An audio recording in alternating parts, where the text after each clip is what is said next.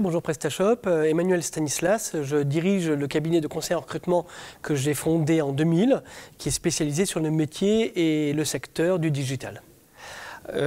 Pour moi, c'est plusieurs messages qui me semblent extrêmement importants pour préparer ceux qui veulent évoluer dans le digital, pour leur expliquer combien le secteur, l'écosystème, les technologies, les métiers changent et les inciter à une veille et à une formation permanente pour garder une employabilité au top. Notre ami de Viadeo parlait de visibilité. Je crois qu'il faut garder une employabilité et rester toujours au fait des nouvelles technos. Les choses changent à une vitesse ahurissante. Alors, très concrètement, je crois qu'il y a une formation à avoir, comme aujourd'hui, cette journée passée pour moi chez Barcamp avec vous. Au-delà de ma prise de parole, j'ai assisté à beaucoup de conférences qui ont été passionnantes et extrêmement instructives. J'invite les uns et les autres à continuer à se former via des MOOC, via des formations complémentaires, via les très nombreux workshops et autres salons auxquels on peut aller. Et puis geeker, se retrouver sur Internet, on trouve beaucoup de choses. Enfin, se former. Et puis c'est une question de curiosité, je crois. La curiosité, alors pour ce qui est important de travailler, il y a évidemment les nouvelles technos, alors qu'on soit développeur évidemment, si on ne l'est pas, rester proche des métiers de la technique, des nouveaux enjeux, des ruptures technologiques, évidemment rester très proche du marché, des business models, des nouvelles offres, des nouveaux acteurs, une culture générale si vous voulez, bien entendu. Et puis je crois aussi travailler soi-même les qualités qu'il est indispensable d'avoir pour naviguer dans le digital. Et pour moi, c'est, au-delà évidemment de la formation permanente, la remise en question. Savoir que ça sera balisé d'échecs et de réussite, savoir vivre la réussite, savoir vivre l'échec, la remise en question, le changement de métier, d'environnement, d'entreprise, etc. Je crois que c'est des qualités qu'il faut aussi développer.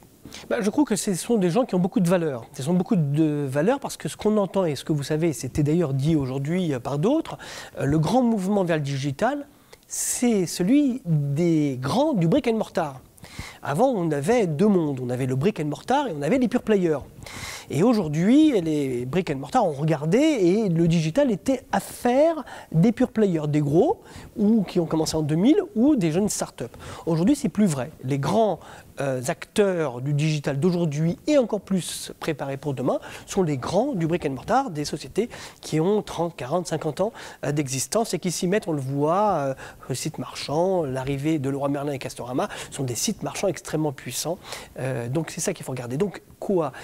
Je crois à la fois qu'il y a un mariage, une convergence enfin entre l'ancienne économie et la nouvelle économie. C'est le multicanal, c'est le web to shop, le shop to web. Ça c'est extrêmement important. Et puis, rappelons aussi que hier, on a développé des compétences sur d'autres métiers de l'ancienne économie qui sont complètement adéquats et transversales pour travailler et réussir dans le digital aujourd'hui. C'est ce que dans notre jargon chez Clémentine, on appelle les compétences transversales. Alors, qu'est-ce qu'on fait chez Clémentine ? On ne reste pas sur des mots-clés, on ne reste pas sur des intitulés de fonctions. On fait le point avec le candidat sur ses réalisations, sur ses savoir-faire, sur ses compétences, et on extrait du parcours de 15 ans d'un homme ou d'une femme qui a fait son parcours dans l'ancienne économie pour voir quelles sont les compétences qu'il a mises en œuvre, qu'il a acquises et qui sont les compétences qui sont cherchées dans la nouvelle économie. Les nouveaux métiers ne sont pas complètement constitués de nouvelles compétences. Et aujourd'hui, quand on parle de big data, c'est évidemment un métier de statisticien, un métier de manipulation de chiffres.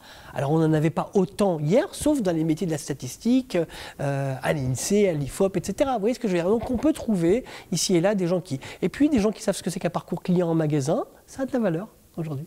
Alors, je crois qu'ils cherchent... Alors, on peut parler de profil, on peut parler de qualité. Alors, évidemment, le grand métier, c'est le métier du développement, qui est extrêmement en rupture, parce qu'on a des nouvelles technos et qu'il manque beaucoup de développeurs. Mais il manque beaucoup de développeurs, rappelons pourquoi. Parce qu'il y a tellement d'initiatives, il y a tellement de projets qui cherchent à se développer. Voilà la bonne nouvelle pour la nouvelle économie, c'est qu'il y a de l'argent et des projets qui attendent les développeurs pour se réaliser. Voilà la bonne nouvelle. Pour le reste, ce que me demandent mes clients, ils n'en restent pas aux seules compétences techniques et aux compétences métiers. Ils insistent sur la capacité d'un candidat à s'intégrer, Quand on parle de l'ancienne économie, eh bien, ils me disent, je veux quelqu'un qui soit un créatif, un novateur, un expert du digital, mais je veux qu'il puisse s'intégrer dans mon entreprise. Mais plus que s'intégrer dans mon entreprise, je veux que sa culture web infuse mon entreprise et je veux qu'il m'aide à accompagner l'entreprise vers plus de digital.